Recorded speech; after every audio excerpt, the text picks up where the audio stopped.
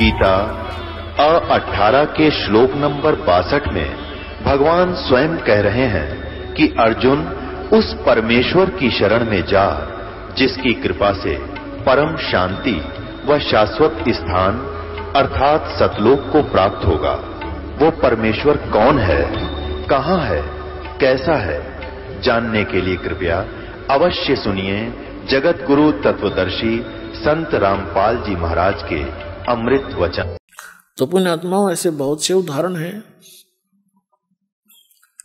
एक भक्त कह रहा था और परमात्मा गरीबदास साहिब जी ने कहा है कि सतगुरु शरण में आके इस कबीर परमेश्वर की शरण में आने के बाद धर्मराज डर कैसा, धर्मराज का भी भय खत्म कर देता ही है परमात्मा। और इन भूत बात पितर पिशाचों की तब बातें छोड़ दो, इनका मतलब है कि निकटाने का। जैसे एक भक्त कह रहा था जी, मैं वैसे तो बहुत से ऐसे प्रमाण हैं, मैं अपनी बहन के यहां चला गया, किसान है वो, और बहन के जमीन अच्छी थी और वर्षा होगी, मैं अपने भी बैल लेकर वहां चला गया उसकी मदद कराने के लिए, हल से उसकी जमीन में को जोतने के लिए। मेरी दूसरे खेत में ड्यूटी लग गई और जो बहन हुई था वो दूसरे खेत में अपने बैल लेकर चला गया। वो उधर बाहर रहा था, मैं उधर सवा रहा था। तो वहां एक खेतों में लेट होती है, छोटी सी जोड़ी, तालाब जलाशय छोटा सा, पशुओं के पानी स्टोर कर लेते हैं, वर्षा से हो जाता है कुछ या नहरों से भर लिया करते हैं।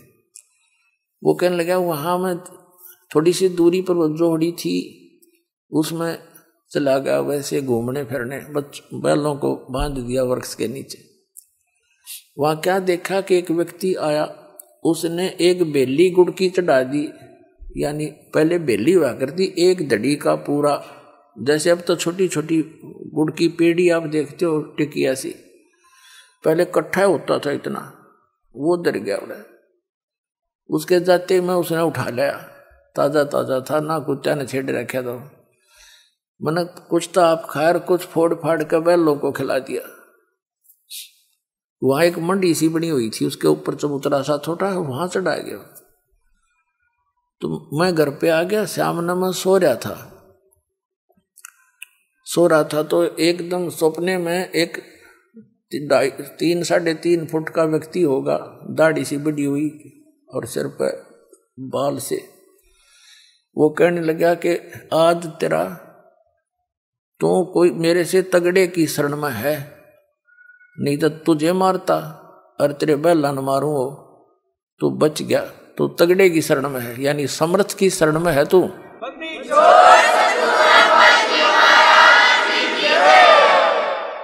और वो कह रहा था मैं डर रहा, इतना कसूता, आंख खुली एकदम, पसीना आ रहा मेरा। फिर मैं उठ कर मैंने मेरा जो बहन हुई था वही बहन आ गई, उनसे जिक्र करा कि ऐसे ऐसे मैं वहां गुड़ चढ़ा रखा था किसी ने, एक मड्डी है अच्छा, वो गुड़ मन ने भी खा लिया और बैलों को खिला दिया। और आज सपने में एक ऐसा दिखा, इतने कद का व्यक्ति, मुसलमान टाइप सा था वो। तो वो कहने लगा तो मेरे से तगड़े की शरण में था, नहीं तो तुझे मारता और तेरे बैला न मारूं, मेरी बसाई नहीं तो तू के जिंदा रह जाता।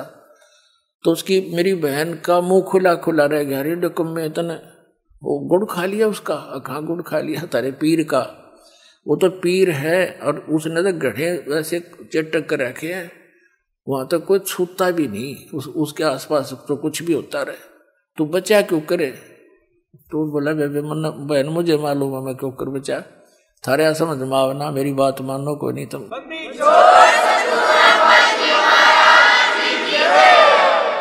तुम्हारे बुद्धि से बाहर की बात है ये जो मैं बताने जा रहा हूं, तुम सुनते भी कोई ना मेरी बात में जो कहना चाहता हूं। तो परमात्मा कहते हैं समर्थ सतगुरु शरण आके धर्मराज डर कैसा। इन भूत प्रेतों की जब बातें छोड़ दो। एक भगत कह रहा था जी, मैं रात में सो रहा था और सत्संग में आपके सत्संग सुने रखे थे कि भाई धर्मराज यम के दूत नहीं आ सकते लेने के लिए कबीर भगवान के इस दास के द्वारा प्राप्त भक्ति वाले को। यम के दूत लेने भी नहीं आ सकते आपको, ये सत्कर मान लेना। आपको तो भगवान ना होगा लेने के लिए।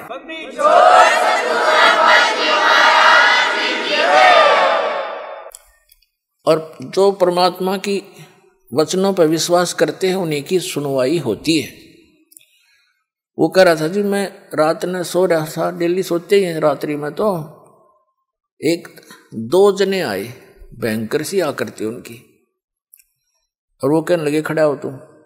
मेरे को शरीर से बाहर निकाल लिया, मैंने अपना शरीर भी पड़ा दिखे और मैं बाहर जाता दिखूं। अब चल तुझे धर्मराज ने बुलाया है, अब चल तुझे बुलाया है। मैं उनके साथ साथ हो लिया। मैंने रास्ते में जाकर पूछा कि भाई कहाँ किसने बुलाया है मेरे को, कि धर्मराज ने बुलाया तेरे को। वो कह रहा था जी फिर मेरे ध्यान में आई ये तो यम के दूत दिखे हैं मेरे को। मैंने उनसे पूछा भाई तुम कौन हो, कि हम भाई दूत हैं धर्मराज के और तुझे बुलाने आए हैं, तेरा ऊपर हिसाब किताब होगा। तो मेरे फिर वह बात याद आ गई कि यम के दूत और हमें कैसे ले जा सकते हैं। वो कह रहा था थोड़ी दूर रह रहा था उनका, गेट पे पहुंच लिए थे लगभग हम। फिर मैं उनसे छुटवा के उन गल गोट्टम गोट्टा, भाई तुम हमें नहीं ले जा सकते, मैं कबीर साहब का बच्चा हूँ, कबीर साहब का शिष्य हूँ, उनका नाम ले रखा मैंने। दोनों गेल वो झपटम लपटा मारी खूब। तो उनमें से एक बोला भाई तू पता कर कहा, मैं इतने इसने मैं हूँ इसके खेता तानी मैं करूंगा, तू पता करके आ। यू नूर न्यू कह है, ऐसे ऐसे कह रहा है कि तुम मुझे पकड़ नहीं सकते, कैसे ले आए तुम, तुम्हारी साथ बोल दे रही है क्या। तो अंदर गया धर्मराज के पास, वो कह रहा था मैंने अंदर बात होती सुने उनकी। धर्मराज से कहा जी ऐसे ऐसे एक व्यक्ति को आपने बुलाने के लिए भेजा था, वो कह रहा है कि तुम मुझे ला नहीं सकते, मैं तो कबीर साहब का भगत हूं। वो धर्मराज ने वो देखा अकाउंट ने बजा रहा है किसने पकड़ लिया, तो तुम मरवाओगे मुझे भी, छोड़ो इसको जल्दी, पटक दो उठा के।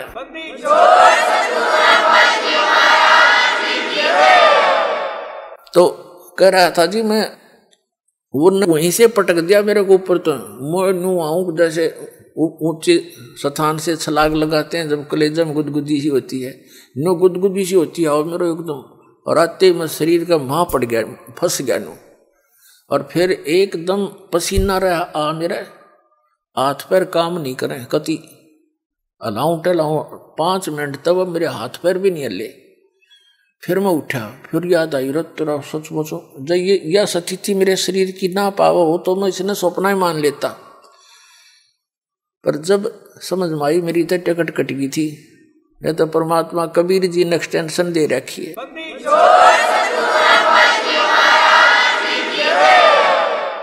तो पुण्यात्माओं सतगुरु सरना आके धर्मराज डर कैसा। धर्मराज के कहते हैं चित्रगुप्त के कागज की रू मेटू सकल बखेड़ा।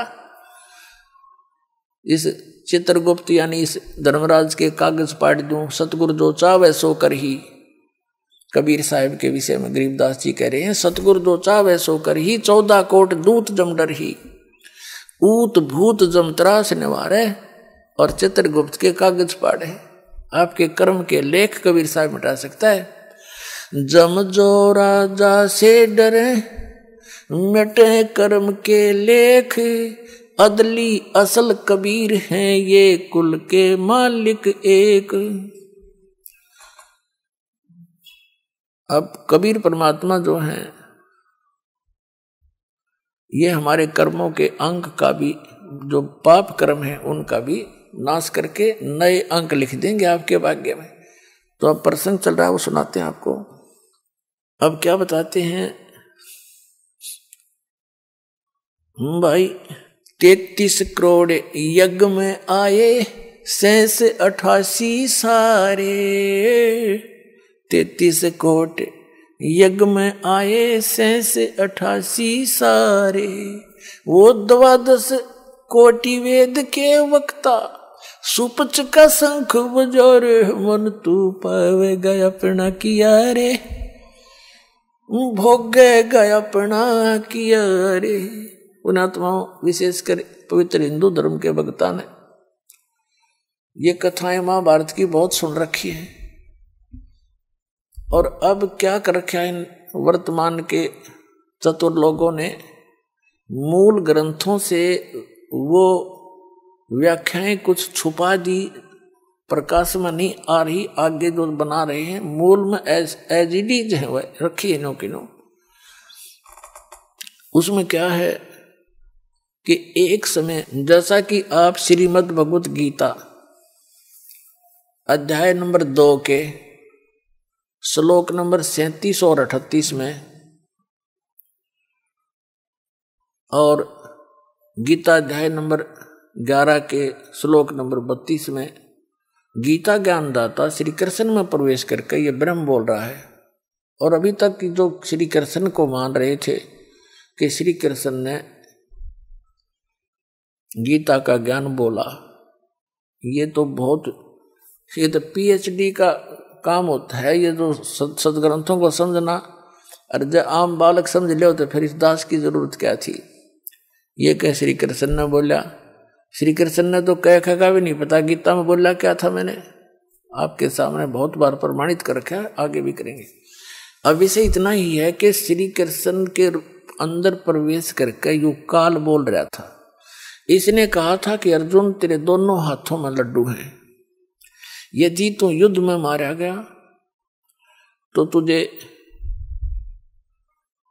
युद्ध में मारा गया तो स्वर्ग प्राप्ति होगी, और विजयी हुआ तो भाई ते इसको इंद्रप्रस्थ का यानी राज्य भोगेगा, पृथ्वी का शासन भोगेगा, आनंद लेगा। और फिर क्या कहता है कि तू लाभ हानि को छोड़ के और जय पराजय की इच्छा छोड़कर युद्ध कर ले। इस प्रकार युद्ध करने से तू पाप को प्राप्त नहीं होगा, तुझे पाप नहीं लगेगा। और फिर 11वें अध्याय के 32वें श्लोक में कहा कि अर्जुन तू तो निमित्त मात्र है, ये तो मैंने जो करना ही है। तो कहने का भाव ये है कि महाभारत हो गया, सारे महाभारत का युद्ध हो गया, करोड़ों व्यक्ति मारे गए, बहनें विधवा होगी, बच्चे अनाथ हो गए, विधवा बहनें हाहाकार मच रहा, रो रही हैं अपने पतियों को जो युद्ध में मारे गए। उधर से युधिष्ठिर को गद्दी पर बैठा दिया गया, राजगद्दी पर श्री कृष्ण जी द्वारा एक यज्ञ का अनुष्ठान करके। कुछ ही दिनों के बाद राजा युधिष्ठिर को वो प्रेत आत्मा सताने लगी, जो युद्ध में मारे गए थे, वो बैठ कर आनंद ले रहा था। ऐसी सतिथि होगी नो बैठ जा, आंखें फटी फटी सी रह जाए, ऐसे पागल की तरह देखो। कुछ दिनों के बाद द्रौपदी के कहने पर चारों भाइयों ने पूछा, उसके युधिष्ठिर के चारों भाइयों ने, नकुल, सहदेव, भीम और अर्जुन ने, कि भगवान हे आपको भाई साहब कोई आपत्ति है, हमसे छुपा रहे हो आप, हम भी तो आपके भाई हैं, आपके दुख में दुखी होना चाहते हैं। युधिष्ठिर ये चाहता था क्यों भाइयों को भी दुखी करा, मेरे साथ तो जो बीतेगी बीत लेगी। अंत में उसने बता दिया कि मेरे को रात्रि में नींद नहीं आती, एकदम आंखें खुल जाती हैं, भयंकर सी आकृति दिखाई देती है, कटे हुए सिर का धड़ ऐसे भागते हुए आते दिखाई देते हैं, हाहाकार मची दिखाई देती है, और मैं बेचैन हो जाता हूं, अन्न भी अच्छा नहीं लगता। श्री कृष्ण जी पांडवों के गुरु थे।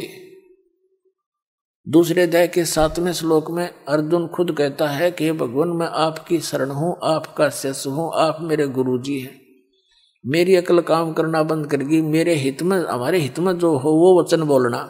और वो था काल उसमें, और वो कृष्ण मान रहा था। श्री कृष्ण ऐसा जुल्म नहीं कराता। तो कहने का भाव ये है कि जब श्री कृष्ण जी के पास गए उस समय काल नहीं था श्री कृष्ण जी में, कृष्ण जी फ्री थे। तब श्री कृष्ण जी से सारा दुख बताया, आपत्ति का कारण जाना। श्री कृष्ण जी ने कहा कि आपने जो युद्ध में पाप करे, बंधुघात किया, वो दुख आपको सेध रहा है, हानि कर रहा है, उसका ये परिणाम है, ये पाप लग गए तुम्हें। अब अर्जुन को तो वो ज्ञान याद था थोड़ा बहुत, कि भगवान तेनू कहता तुम्हें पाप नहीं लागे, ये तुम तो निमित्त मात्र हो। अर्जुन के दिमाग में खटका लगे एकदम दिल में कि उस दिन तो ये गुरु जी क्या कह रहे थे, श्री कृष्ण जी भगवान महाराज जी, कि तुझे पाप नहीं लगेगा। आज कह रहा है कि उस युद्ध के पाप लग गए। और श्री कृष्ण जी ने तुरंत ही बता दिया था समाधान इसका कि एक अश्वमेघ यज्ञ करो।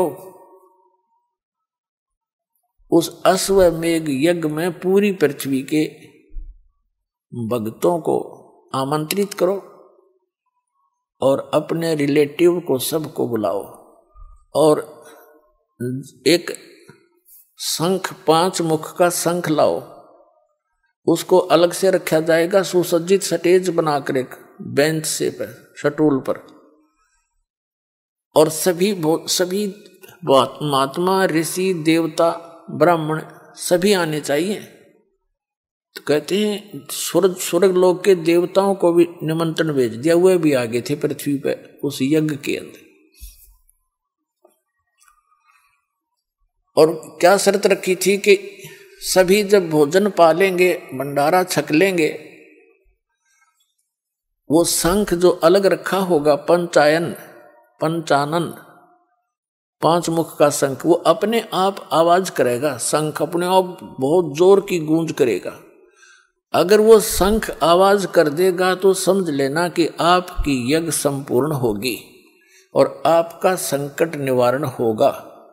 और शंख नहीं बजा तो आपकी शंख परिपूर्ण हुई नहीं, भगवान ने मंजूर नहीं हुई, संकट बना रहेगा। अब इतने लाखों करोड़ों व्यक्तियों को, अरबों व्यक्तियों को जमाना था, भोजन कराना था, तो उसमें पैसा तो लगना ही था। अर्जुन ने सोचा यदि आज मैं इस अवसर पर श्री कृष्ण जी को अब बीच में टोक दूंगा, बोल दूंगा कि भगवान आप क्या कह रहे थे गीता में, गीता का ज्ञान देते समय कि तुझे पाप नहीं लगेगा। मैं नाटू था, युद्ध नहीं करना चाहता, हम तो भीख मांग के खा लेंगे, हम तो इस राज ने छोड़ के कहीं भिक्षाकार अन्न खाकर को निर्वाह कर लेंगे, युद्ध नहीं चाहते, बहनें विधवा होंगी, बच्चे अनाथ हो जाएंगे, बुरा हाल होगा इनका। और पुरुषों के मरने के बाद औरतों को दुष्ट लोग तंग किया करते हैं, यहाँ तक विचार करके मना कर दिया था। और यहाँ तक अर्जुन ने लिखा प्रथम अध्याय में गीता में यहाँ तक बोल दिया था कि भगवान मैं तो ये चाहता हूँ मुझ नी हथे को ये दुर्योधन इब्बा मार दे, युद्ध होने तो पहले मैं मर जाऊं, ये युद्ध टल जावे। और उस समय कृष्ण जी होते ना अपने होशवास में, तो युद्ध नहीं होने देते, वो तो पहले ना करवाना चाहते थे। यहाँ तक प्रतिज्ञा कर ली थी श्री कृष्ण जी ने कि मैं युद्ध नहीं करूंगा, हथियार भी नहीं उठाऊंगा, एक तरफ मेरी सेना होगी, एक तरफ मैं होऊंगा। क्या वो महापुरुष फिर युद्ध करवा सकता है? ऐसा जुल्म के लिए प्रेरित कर सकता है? नहीं। श्री कृष्ण में बोला वो काल, उसमें काल नहीं था जब युधिष्ठिर पर आपत्ति आई। जब कृष्ण बोल रहा था एज ए धार्मिक गुरु की तरह वो बता रहा था, तो श्री अर्जुन ने सोचा यदि अब मैं कह दूंगा कि आप उस दिन तो क्या कह रहे थे, मैं नाटू था, आपने मेरे साथ धक्का करा, इसे बूंदी शकल दिखाई, मेरा कलेजा फट गया होता। और डरते ना रखी थी अर्जुन, और कौन सा ज्ञान समझ में आ रहा था, ज्ञान समझ में आए पाछा हाथ भी ना लाओ, चाहे मर जाए आदमी टुकड़े टुकड़े हो गए। बोला मैं समझ गया ज्ञान ने, युद्ध कर लूंगा। ज्ञान समझ गया युद्ध कराया करे, वनवास चला जाता इसका अच्छा था। यहाँ के सारे उल्टे काम है पुण्यात्माओं, सारे विपरीत। अब होगा सेट, यू सारा अब सेट होगा, सुचारू होगा।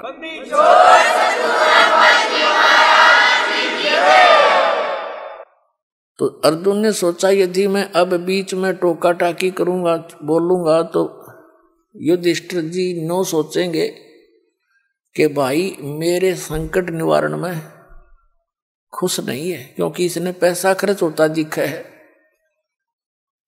और ये ऐसे स्वभाव का व्यक्ति है, अर्जुन को मालूम था यदि इसको जरा भी आभास हो गया कि भाई नाराज है इस बात में, ये ट्रीटमेंट नहीं कराओगा, मर बेसक जाओ। इस डर से अर्जुन ने कहा जी जो आप कहोगे, आपका शिरोधार्य है, करेंगे जो आप कहोगे करेंगे। वो तैयारी कर दी, दिन निश्चित कर दिया। कहते हैं 33 करोड़ देवता स्वर्ग के वहां आ गए, और 12 करोड़ ये ब्राह्मण वेद, चारों वेदों को, जैसे कोई द्विवेदी, कोई त्रिवेदी, कोई चतुर्वेदी, चारों वेदों को कंठस्थ याद कर रहे थे, कोई 2 को, कोई 3 को। वो भी आगे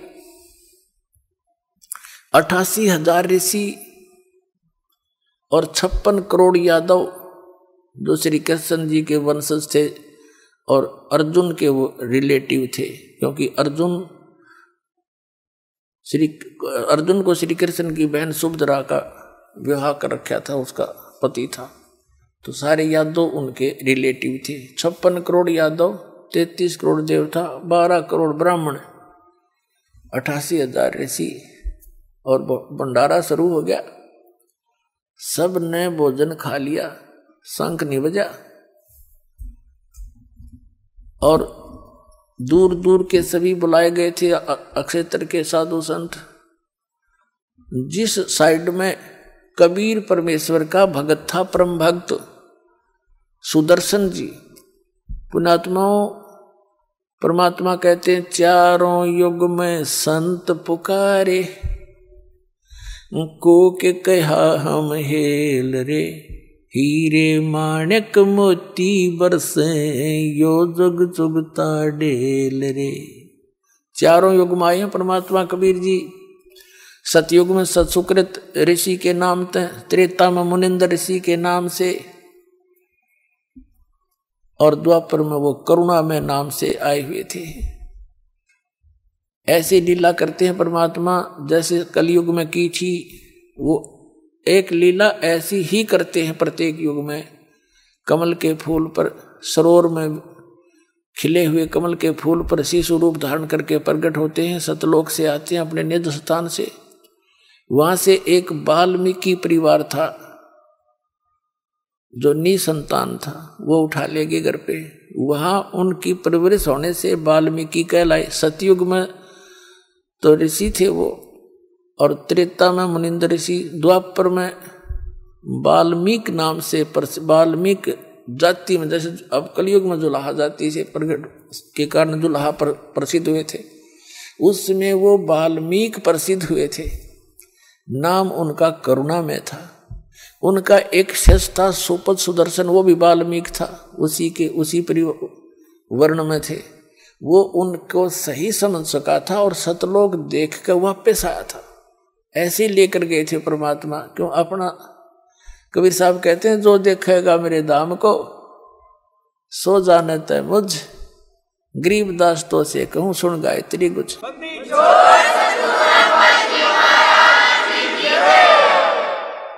तो उस क्षेत्र में, जिस क्षेत्र में वो वाल्मीकि यानी सुदर्शन रहता था, करुणामय जी का शिष्य, कबीर जी का शिष्य, उधर भीम की सेवा लगाई थी निमंत्रण देने की। तो भीम गया वहां पर सुदर्शन जी के कुटिया पे और उससे कहा, महाराज जी, महात्मा जी, ये भगत जी, मैं राजा युधिष्ठिर का भाई हूं, भीम मेरा नाम है, और हमने एक यज्ञ करी है, उस यज्ञ में आप आइएगा, आपका निमंत्रण है राजा युधिष्ठिर की तरफ से। तब सुदर्शन जी ने कहा था कि भीम जी, मैं आपकी यज्ञ में एक शर्त पर आ सकता हूं। भीम जी ने कहा, बोलो जी, कौन सी शर्त आपकी? कि जो यज्ञ तुम करने जा रहे हो ना, ऐसी 100 यज्ञों का पुण्य संकल्प मुझे कर दो, तब मैं तुम्हारी यज्ञ में भोजन करने आऊंगा, नहीं तो मैं पाप का भागी बन जाऊंगा। करोड़ों बहन विधवा कर दी तुमने, करोड़ों बच्चे अनाथ कर दिए, और उस रक्त को तुम खा रहे हो। तुम सुख भी चाहते हो, तुम चैन से भी रह सकते हो, हत्यारो।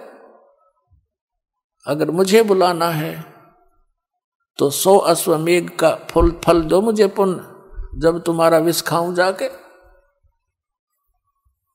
अब भीम था भाई पहलवान और क्षत्रिय, उसने सोची, देखे बकवास करे, हमने हत्यारे कहे, कसाई कहे। कहने लगा, बाबा जी इतना आना होता है जाइए, ना फालतू ना बोले, अपने भाई से डर लगता है और श्री कृष्ण जी गुरु जी से मुझे थोड़ा डर है, ना तेरी टीटवी दाब देता भी मैं। यानी जो उसने बकवाद करनी थी सारी कर दी और कहने लगा बात सुन ले, युद्ध का जीतना कोई बालकों का खेल नहीं है। बाजू मुद्दा में था तो मैंने युद्ध जीता, एक का मारूं था गदा 20 मरे थे। वह नो का घर चल पड़ा, पहलवान आ गया। अब सब ने भोजन कर लिया, शंख नहीं बजा। अब जितने 33 करोड़ देवता, 88,000 ऋषि, 12 करोड़ ब्राह्मण, 56 करोड़ यादव और ये सारे बैठे दुर्वासा जैसे तोब, शंख नहीं बजाना, ओड्डे का मुंह हो गया सबका। अब हमारे अंदर एक त्रुटि है इन संतों में, पहले तो जंतर मंत्र बताएंगे, यूं कर ले तेरा संकट निवारण हो जाएगा, ऐसे कर ले ऐसे कर ले। और जब ना हो ना यूं क्या करें, तेरे प्रारब्ध के कर्म से भाई तेने भोगने पड़ेंगे थे, फिर तुम खाकी हो, तुम क्यों फिर बताओ थे, फिर यूं कर लो। उनकी क्या आवश्यकता थी, जब भोगे पार पड़ेगी तो फिर फायदा कैसे भगते का। तो वो क्या कहते हैं, आपस में चर्चा करते हैं। वो बैठे थे, बड़े नारे नारे आसन ला रखे, चौधरी पाके बैठे थे ऋषि में ऋषि देवता। वो क्या कहते हैं, न पाप ही घने कर रखे हैं, पाप ही घने कर रखे, कैसे बजे शंख। अपन आत्मा जब शंख नहीं बजा, युधिष्ठिर ने कहा भगवान घना पाप कर रखे हमने, ये शंख बाजा को नहीं। कृष्ण जी बोले शंख तो बाजेगा पर इसने बजाने वाला आया ही नहीं है भाई। श्री कृष्ण जी से और युधिष्ठिर जी ने पूछा भगवान शंख बजाने वाला कौन, कि जिस महापुरुष से शंख बजना था वो आया ही नहीं है यहां पर। तब उसने देखा कि और महात्मा कौन रह गया महाराज, कि बताऊंगा कौन रह गया। युधिष्ठिर ने कहा कि क्या ये ऋषि बैठे, देवता बैठे और आपने भी भोजन कर लिया भगवान, और कौन है ऐसा। कह लिया भाई और है। तब भगवान श्री कृष्ण जी ने उसकी शकल देखी युधिष्ठिर की कि इसका जची नहीं, कि ये इसी से महापुरुष से तनारा और कौन होगा। श्री कृष्ण जी ने कहा ये तो महिमा के भूखे हैं, इनके पास भक्ति नहीं है भाई, और ये तो अगले जन्म में कोई बकरा, कोई बोक, कोई गधा, कोई कुत्ता बनेगा, ये अपने कर्म न भोग के ये देवता और ये सारे। अब युधिष्ठिर श्री कृष्ण जी के मुख की तरफ देख रहा काफी देर से, ना तो ना कर सकता क्योंकि गुरु जी और भगवान मान रखा, और बुद्धि स्वीकार कर नहीं रही थी। कृष्ण जी जान गए। श्री कृष्ण जी ने अपना हाथ ऐसे घुमा दिया उनकी तरफ, जो बैठे थे 33 करोड़ देवता, 88,000 ऋषि, 12 करोड़ ब्राह्मण, 12 करोड़ ब्राह्मण। युधिष्ठिर बोला अगले, युधिष्ठिर को एक दिव्य दृष्टि दे दी, अग देख इनकी शकल ही अपने ही आसनों पर कोई गधा बना खड़ा है, कोई खच्चर, कोई बोक, कोई कुत्ता बन के जीभ काट है। युधिष्ठिर ने आंखें बंद कर ली, ने बोला भगवान अपनी लीला बंद कर लो, इनकी यह हालत मेरे से देखी नहीं जाती। कृष्ण जी बोले मैं कोई जादूगर नहीं भाई, मैंने इनके भविष्य के जीवन दिखाए हैं जो निर्धारित हैं, ये बनेंगे, इनके पास भक्ति नहीं है। अपने आत्माओं ऐसे झटके जो देता है वो पूर्ण परमात्मा ने बुलवा दिया श्री कृष्ण, और फिर भी बुद्धि ना पकड़ी मारी। फिर थोड़ी देर में वो सेट हो गए, नो के नो फिर बैठ गए। तब युधिष्ठिर ने पूछा भगवान अब कौन है वो महापुरुष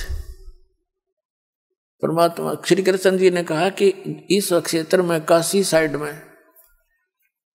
किसकी सेवा लगाई थी निमंत्रण देने की, उन्होंने बताया भीम की। भीम को बुलाया। भीम से श्री कृष्ण जी ने पूछा कि इधर कोई सुदर्शन नाम के महात्मा रहते हैं भक्त, और वो पूर्ण सतगुरु के शिष्य हैं, वो उनको निमंत्रण आपने दिया या नहीं दिया। भीम जी ने कहा जी वो वाल्मीकि है। कृष्ण जी बोले मैं वाल्मीकि नहीं पूछता, मैं ये पूछू हूँ तूने उस भगत को निमंत्रण दिया कि नहीं दिया। तो भीम बोला जी निमंत्रण तो दिया था मैंने, पर वो तो गढ़ा कुबोल आदमी है। श्री कृष्ण जी बोले भाई क्या कुबोल, क्या बात हुई, क्या वार्ता हुई तुम्हारी, आपने क्या कहा। श्री कृष्ण जी को मालूम था यो भी पहलवान है, 16 यो भी ना बोला होगा,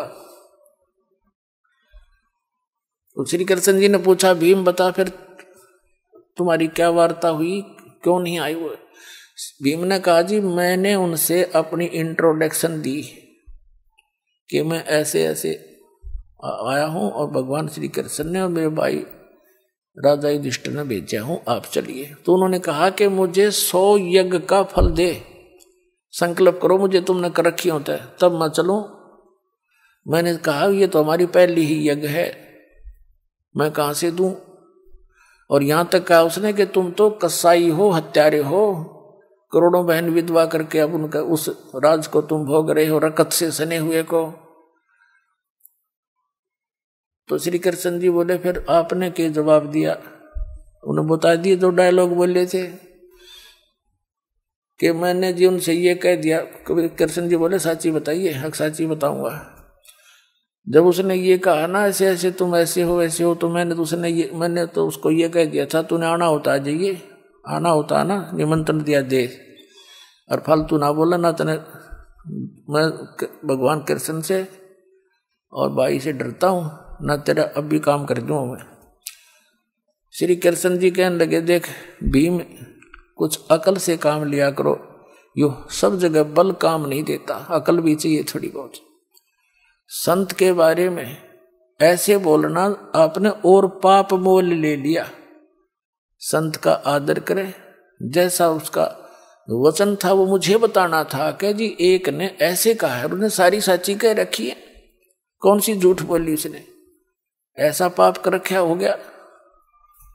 अब चलो इसका समाधान यही है कि उसको लाओ किसी तरह, मना मनू का दंडवत प्रणाम करो, हाथ पैर जोड़ो, अगर तुमने सुख चाहिए ना तो और भार बन गया तुम्हारे में। अब कहते हैं डरता के नहीं, मरता क्या नहीं करता। श्री कृष्ण जी चले रथ जोड़ के, 5 पांडव बैठा लिए। अब चलो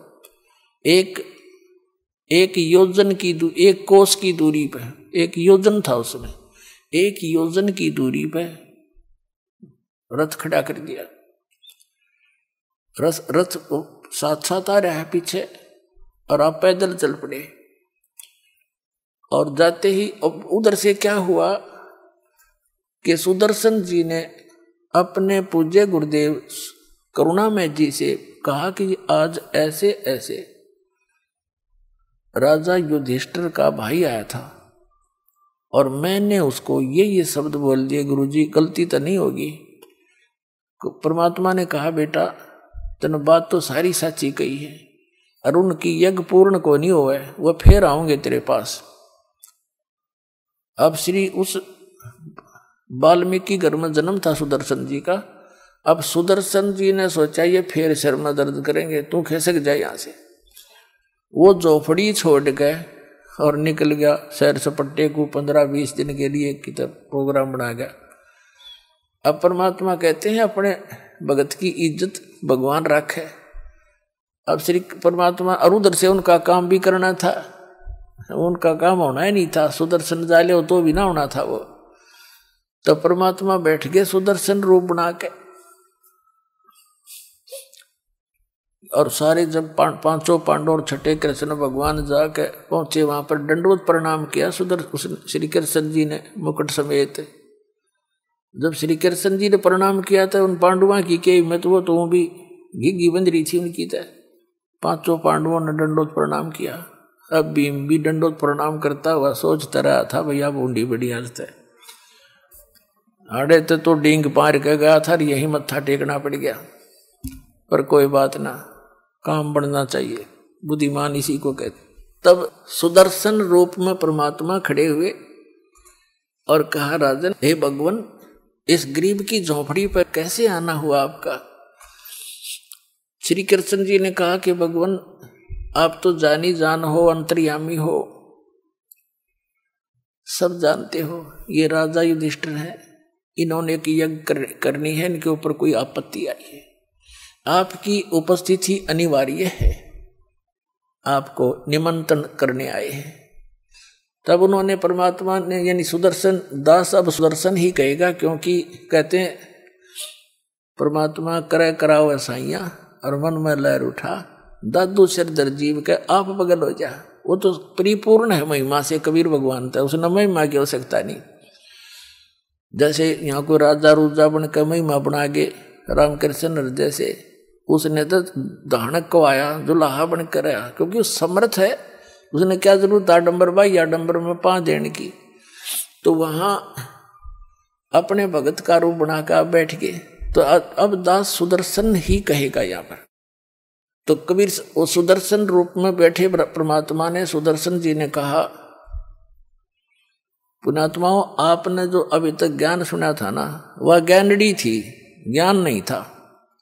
और अब यू ज्ञान है, यू तोब का गोला है, सारा काम अज्ञान का नाश करता चलेगा। कबीर साहब कहते हैं, और ज्ञान सब ज्ञानड़ी, कबीर ज्ञान सो ज्ञान, और जैसे गोला तोब का करता चला मैदान। अभी तक इनकम्प्लीट ज्ञान सुना था।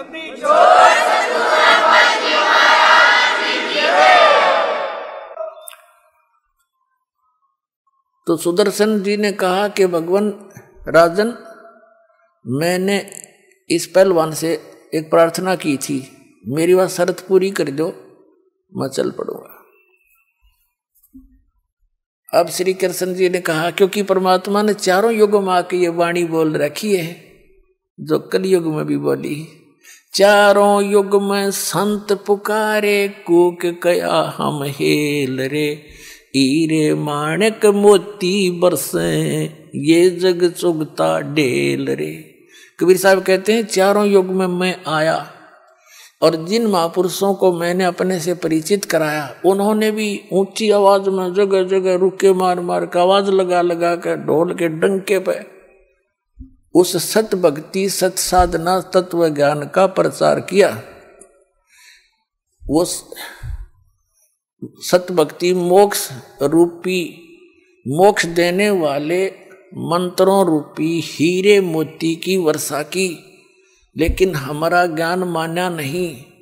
ये जग चुगता ढेल रे, ये आन उपासना, ये तीर्थ व्रता पे जाना करना, रामकृष्ण की भक्ति करनी, ये तो डड़े ढोने वाली बात है। ये जग चुगता ढेल रे, डड़े ढोरे हैं ये।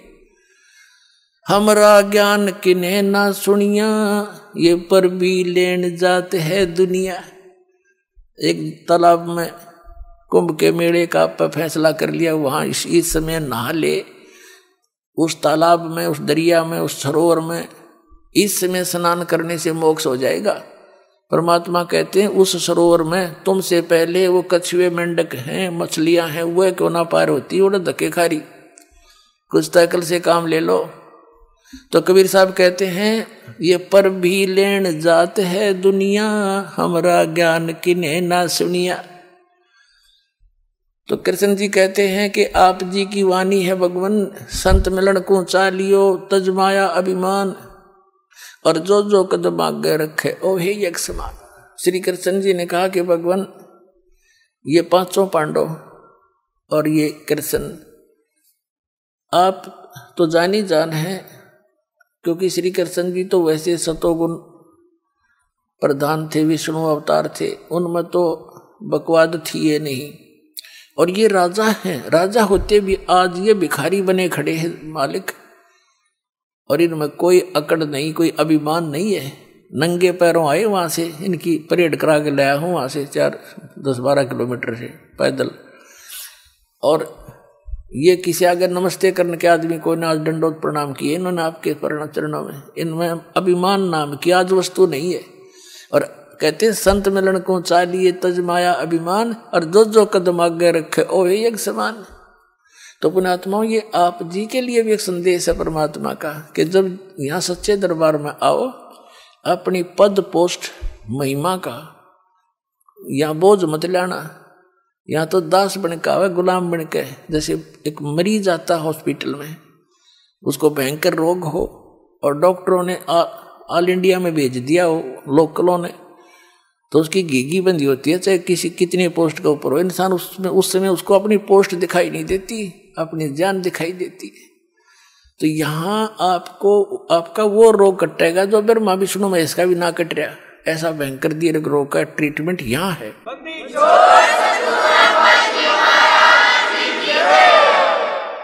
इसलिए परमात्मा ने कहा कि यहाँ आवे तो कति बालक बन के आवे, आपको ये मन में भी नहीं आना चाहिए मैं इतना बड़ा अधिकारी हूं या इतना पैसे वाला हूं फलान हूं।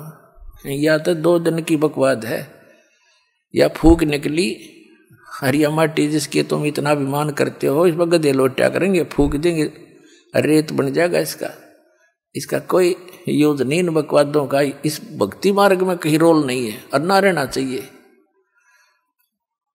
कहते आधीनी के पास है ये भूपूर्ण ब्रह्म दयाल, मान बड़ाई मारियो बेअदबी सरकाले। विभीषण का भाग बडेरा, दासातन आया तिसनेरा, दासातन आया विश्वे बिसात, जाको लंक देई बख्शीसा। ऐसा दासातन है भाई, लंक बकसते वार न लाई। आधीनी जिसके पास है, विभीषण आधीन था, सच्चा भगत था। उसमें मुनिंद, यह लंबी कथा फिर बतावांगे, क्योंकि ये सारा काम बिगाड़ रखे न। तो राम नाम की गाड़ी इन्होंने इतनी एक्सीडेंट कर रखी है कि पिछाड़ में भी ना आती कौन सी गाड़ी टूट रही है। हिबदास इसकी डेंटिंग पेंटिंग करके और तैयार करी है। इन्होंने कोई भक्ति नहीं छोड़ रखी।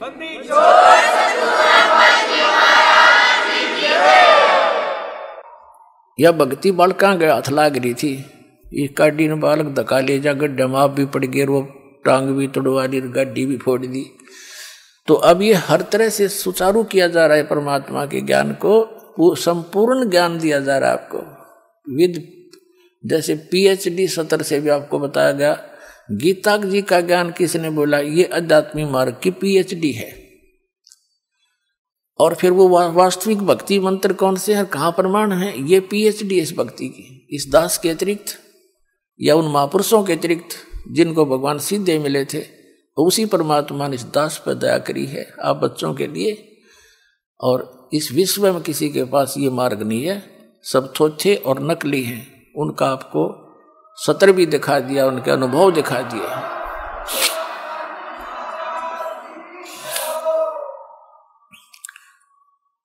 तो कहते हैं आधीनी के पास है पूर्ण ब्रह्म दयाल, मान बड़ाई खत्म कर दियो बेअदबी सरकाल।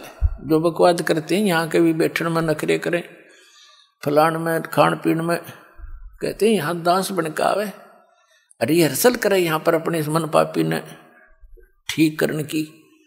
और बालक भी कहते जी उठो यहाँ से, यहाँ बैठो, अच्छा भाई ये बैठा।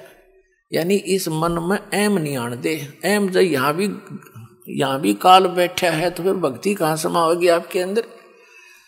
एडजस्टमेंट करना सीखे। दुख में दुखी हो, दूसरे कोई भाई के पास रजाई नहीं मिली किसी कारण से, तो एडजस्ट करे का जा, इस पर लेट लेंगे, दोनों टाइम पास कर लेंगे। तो साधु तो ऐसे हुआ करें, नहीं तो फिर उसे हो जैसे वो हर की पैड़ी पे ये तीनों गुण के पुजारी, नान के ऊपर लड़का मर गया, मैं पहले नहाऊंगा, हम पहले नहाएंगे, वो नाना गए भूल और कतलेआम कर डाला। तो इस तरह की बुराइयों को भी हमने खत्म करना है, तभी हम भक्त जब बनेंगे, दूसरे के दुख में दुखी होंगे।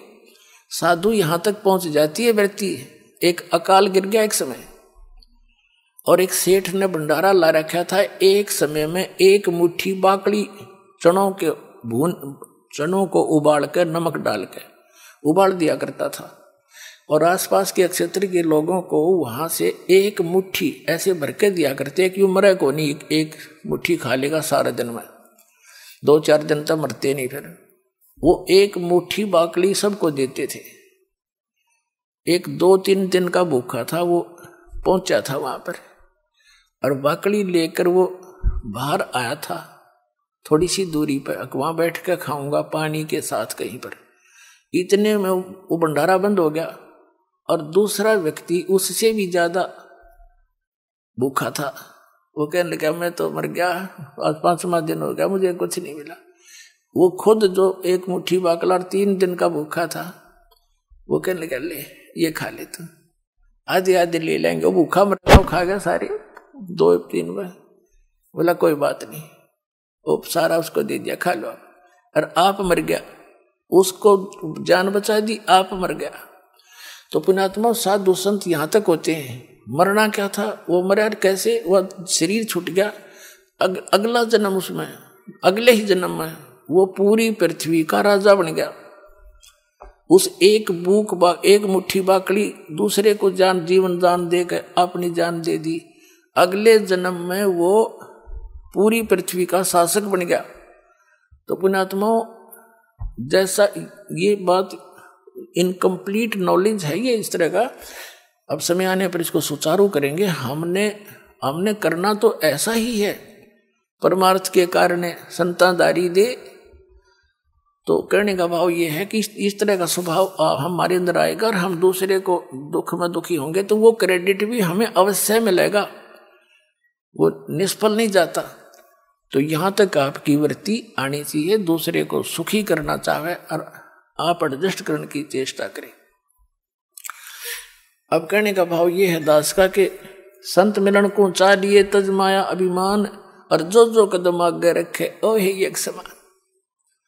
तो श्री कृष्ण जी ने कहा, जी पांचों पांडव आप अंतर्यामी देख लो, आज इनमें कोई मरोड़ नहीं रह रही, कति रुई जैसे हो गए ये। और आप मेरे को तो आप जानते ही हैं। और वहां से लेकर जहां से हम चले हैं यहाँ तक जितने भी कदम बने आपके विधान अनुसार, आपके आदेश अनुसार, ये सब हमारे हमारे यज्ञ हो गए। 100 यज्ञ रख लो, बाकी हमारी झोली में डाल दो। तो श्री कहते हैं साधु भूखा भाव का और धन का भूखा ना। तब परमात्मा बोले सुदर्शन रूप में कि भाई ठीक है, मैं तो तुम्हारी श्रद्धा देखूं था, पर चलो चलते हैं।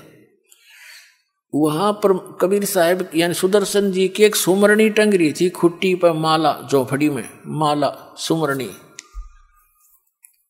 और सुदर्शन जी ने कहा कि पहलवान भीम, कहा जी यह मेरी सुमरणी उतारिए, खुट्टी पर से उतार कर दे दे मुझे। भीम गया, ऐसे हाथ किया, ना उतरी। मोटे मोटे मुनिया की थी, पहले तगड़े आदमी आ करते 50-50, 40-40, 30-30 फुट ऊंचे, तगड़े लंबे, खुट्टी पर टंग रही थी, अच्छे मोटे मोटे मणिये थे। उसने दोनों हाथ ला लिए, ना उतरी, कति पसीने आ गया, टस से मस नहीं हुआ। तो परमात्मा बोले, रे पहलवान तूने क्या था, एक का मारू था 6 पर मरे थे, मेरी ताकत युद्ध जीता था, या सुमरणी ना उतरी थे। ऐसे हाथ किया था उस परमात्मा ने, सुदर्शन जी ने, वो अपने आप उठ के आएगी। अब उनका पेटा भी भरना था कि नरा वाल्मीक ना है, इसमें कुछ शक्ति भी है। तो भीम की चौंध टूट गई और मत्था टेका दोबारा। और फिर सुदर्शन जी ने कहा कि पहलवान इस बल का अभिमान जीव को हानिकारक होता भाई, और तेरी आंख खोलता हूं क्या कि जिस दिन तू मेरे पास आया था निमंत्रण देने, परमात्मा तो वो सारा पता था, दाता ने, ज्ञानी, वो तो जानी जान है, कि उस दिन तू नहा का आया था यहाँ एक तालाब में। कहाँ जी, उस तालाब में तेरे तू स्नान कर रहा था, तेरे पैर भी ना टिके थे, इतना गहरा था। कहाँ जी, अच्छा गहरा था, मैं नीचे तक जा भी नहीं पाऊँ था नाता नाता। तो उन्होंने बताया कि ये जो स्थान है ये कुंभकर्ण का सिर का ऊपर का हिस्सा है। इस सिर का यहां से उतार दिया करें, डॉक्टर एक रह जा रहा खप्पर सा कटोरा सा, कहते यो कुंभकर्ण की खोपड़ी थी या, जिसमें तेरे पांव भी ना टेके, तो काय का पहलवान है, तो उसकी आंगलियां बराबर भी कोई ना। ऐसे ऐसे बलि थे त्रिपता में। पुण्यात्माओं, जो ये पिछली जो बातें हैं आज बताई जाती हैं तो हमारी बुद्धि काम नहीं करे, सुने समझे कोई ना, यकीन ना होए कि इतना बड़ा भी सिर खोपड़ा उसके। रावण जो है 100 जोटियां का मांस खाया करता और 100 मटके दारू के कब पिया करता, तो कितना को होगा अंदाजा ला लो। इस साइड की चोटी तो बाहर लग जाए आदमी जब 100 के मटके आवे, जब उसमें 100 मटके दारू के मांस समावे। इसे तगड़े होते थे पहले, 70-70, 80-80, 100-100 फुट की ऊंचाई होती थी आदमियों की। सतयुग में, फिर कलयुग में, त्रेता में कुछ कम होगी, द्वापर में उससे कम। हमने देखे, हमसे हमारे जो छोटे छोटे से थे, ऐसे ऐसे तगड़े बूढ़े हो रहे थे, वह तगड़े तगड़े फिर भी दिखा करते। उनके विषय में ये चर्चा चला करती कि 5 मन वजन को इसको उठवा दिया करते, सिर पर रख देते थे। मकान पक्के करते थे ना, मकानों की छत देते थे गाँव में लकड़ों की, उसके ऊपर कड़ी डालकर, कड़ी के ऊपर बरगे डालकर फूस डालकर उसमें मिट्टी डाला करते, तो छत धोया करते गांव के लोग लाग के। कहते इसमें 5 मन वजन माटी में एक टोकरा होता था, वो उसके सिर पर रख देते थे इनके, और ये सीढ़ियां पर का चढ़ जाया करते। एक तो वैसे जिन्ना हो लकड़ी की सीढ़ी, उन पर चढ़कर ऊपर गिराया करते। पुण्यात्माओं, आज कोई यह बात कह दर के देखो 5 मन वजन धरती में चिपक जाए आदमी, हाँ पृथ्वी का लाग जाती धरते हैं, और या ना दच्चे, और वो 100 सैकड़ों को आते उनके राह बताया करते न, बोला भाई हम खा भी तक खूब करते। तो ये तो अभी का, इस एवरेज से पीछे चलिए जाइए आप, कितना क्या कर सकते हैं। और आने वाले 200 वर्ष के बाद कोई 20 किलो वजन उठानिया आदमी नहीं रहेगा, और उनको कोई नो कहे कोई 5 मन वजन उठा करता हुआ नो कहे बकवाद ना करे, क्यों झूठ बोल रहे हैं तो वो झूठ तो नहीं होंगी पर उनको अवश्य लगेंगी। तो कहने का भाव ये है, फिर भीम के सारे सक्रिय सीधे हो गए, दिमाग में जो फतूर बढ़ रहा था, कान बोझ का पीछा पीछा हो लिया। महाराज जी मेरा बोलना थी या मैं अभिमान कर गया, भाई अभिमान जीव का दुश्मन होता। कहने का भाव ये है कि ले आए वो सुदर्शन जी को, ले आए जहां पर यज्ञ मंडप था सबने। अब द्रौपदी को जाकर के श्री कृष्ण जी ने कहा कि बहन भोजन बना, ये महात्मा बड़ा पहुंचे हुए हैं, इनके भोजन खाने से तुम्हारा काम बनेगा। अब द्रौपदी ने सोचा यो घास फूस खानिया आदमी, और इसी बढ़िया भोजन बना दूंगी, उंगली चाटता रह जाएगा, और 6 जगह मेरे गुण गाओगा। द्रौपदी का हाथ का बना हुआ भोजन भाई बहुत स्वाद लग गया। बहन बेटियों की एक ये हार्दिक इच्छा भी होती है, अतिथि आवा है तो अपना तन मन धन से जैसा उसने हुनर है वह पूरी बढ़िया भोजन बनाया करती है। वो इस बात को पसंद नहीं करती कोई न्यू कहे नमक थोड़ा है। तो साधु संत ऐसे नहीं बोला करते, जो कहीं जाते हैं वो नहीं बोला करते, वो खा लेते हैं जैसा भी होता है। ये बहुत बड़ा चैप्टर है, क्योंकि अभी तक तो दास आपको इन सदग्रंथों से ऊपर उठाने की चेष्टा कर रहा है, फिर आपको ऐसी कथा सुनाया करेगा, आपकी आंखें मासूम पड़ा करेंगे मोर की तरह। ऐसा प्यारा ज्ञान है मालिक का। आने दो समय।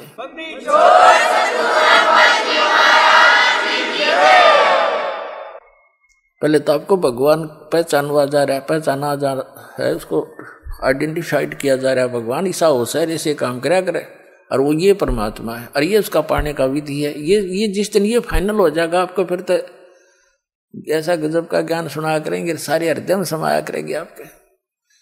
तो क्या हुआ, द्रौपदी ने सोचा कि ऐसा भोजन बना दूंगी, खा के खुश होंगे। भोजन बना लिया, 2 घंटे चूल्हे में आप आग बनाई, उनका अपनी नौकरानियों पर विश्वास नहीं करा, देखा चापड़ कोई कमी रह जाए थोड़ी सी भी। बना के भोजन नारी नारी कटोरिया में डाल के थाली में रख के और महाराज के सामने परोस दिया।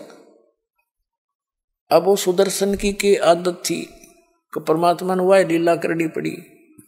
वो क्या करता था, एक दिन में एक टाइम में ऐसे 5 बार जितना भी खाया जाता, 5 ग्रास खाता था, फिर नहीं खाता था।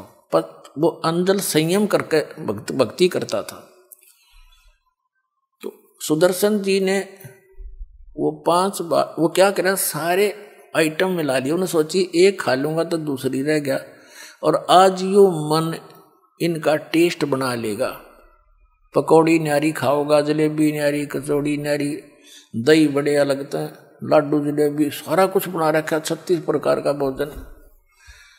तो उन्होंने थोड़ा थोड़ा सब में से थाली में डाल लिया, कटोरी बाहर रख दी, और उनको मिला के खिचड़ी बना के और खाना चाहा। द्रौपदी न्यों देखे थी, महाराज जी जो सी भी आइटम ने खाओगा बस जीभ चाटता, उंगली चाटता रह जाओगा। उसकी इच्छा के विपरीत सारा काम हो गया। तो उसने यो मन बड़ा उस्ताद है, मन में के दोष आया द्रौपदी के, यो रहा सुधर का सुधर है, गरीज ने खाना भी ना आता।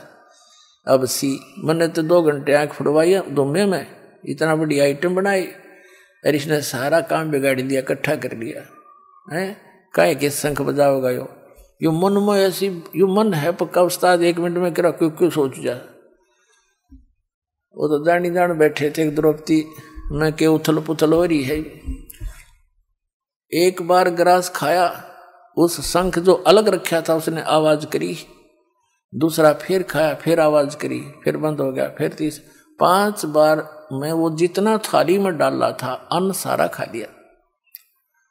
जूठा नहीं छोड़ा करते भगत, अन्न का अनादर होता है, पाप लगता है, इसलिए उसने अपना वो जो 5 बार में खाना था वो खा लिया, थाली मांझ चाट दी और 5 ही बार वो शंख बोल के बंद हो गया।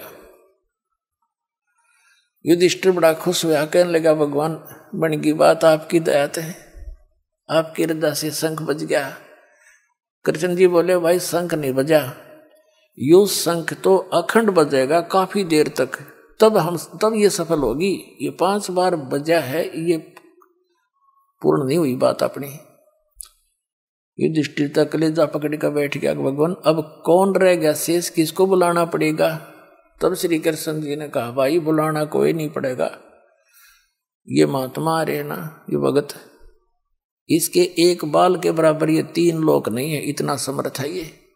पर अपने घर में कमी है वो देखा, हाँ कहाँ तो रोटी है। पुण्यात्माओं आप जी ने नाम ले लिया और दूसरे भगत ने भी ले लिया, उसी दिन वो तो आकर बताता है हमें ये लाभ हो गया जी, ये लाभ हो गया, दूसरा कहता जी मेरे तक कोई फायदा नहीं हुआ, मन तो 4 चक्कर ला लिए। तो कबीर साहब कहते हैं सतगुरु के दरबार में कमी काहे की ना, हंस मौज पाता नहीं तो तेरी चूक चाकरी में। आपकी कोई कनेक्शन पावर तो वही है, जैसे एक लाइन से 10 घरों में बिजली गई हुई है, सबके पंखे चल रहे हैं, आपका नहीं चलता, कनेक्शन उसी से है। तो उस पावर में डिफेक्ट नहीं आपके कोई पंखे में या मोटर में कभी पाओगी, यानी आपके अंदर कोई नियम भंग या कोई और श्रद्धा की कमी पाओगे। तो कृष्ण जी ने द्रौपदी से पूछा कि बहन आए ना एक बार, कहाँ जी, वो आ गई। उसने कहा कि आप जब ये महाराज जी खाना खा रहा था, कृष्ण जी भी देख रहे थे और द्रौपदी की भी कभी शलवट पड़े थी, कभी नाक सकोड़े थी, जान रहा था वो कि कोई बात ना, उन्होंने ना सोचा था इतनी गलत भी सोच जाएगी। तब उसने पूछा श्री कृष्ण जी ने कि द्रौपदी साची बताना, जब महाराज जी भोजन खाओ थे आपने कैसे विचार किए।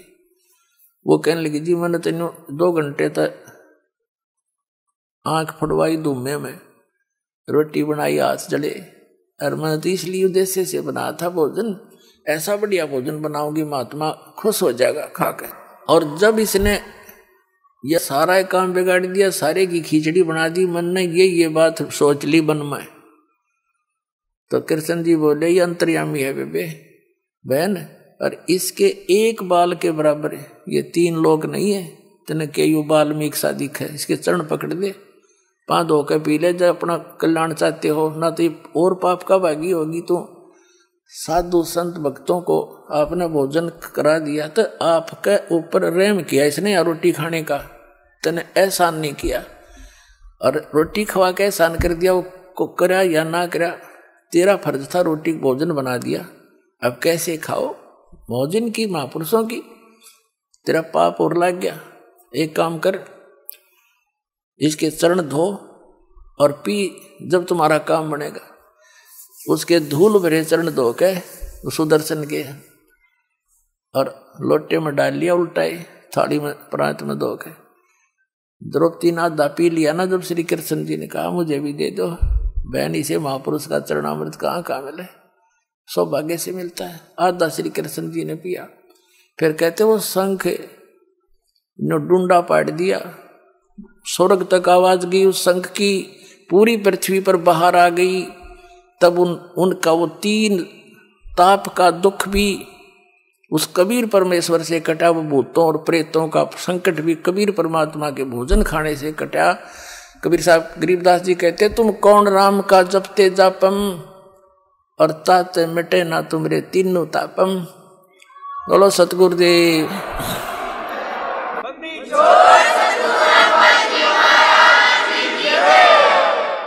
मन तू पावेगा अपना किया रे, भोगेगा अपना किया रे। भाई 33 करोड़ यज्ञ में आए 88 सारे, 33 कोटि यज्ञ में आए 88 सारे। 12 कोटि वेद के वक्ता वहां सुपच से शंख बजारे, मन तू पावेगा अपना किया रे, भोगेगा अपना किया रे। तो पुणात्माओं वही मंत्र आपके पास है जो सुदर्शन जी के पास थे।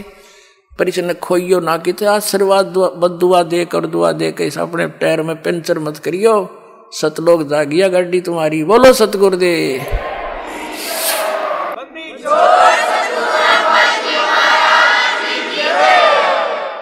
सत साई।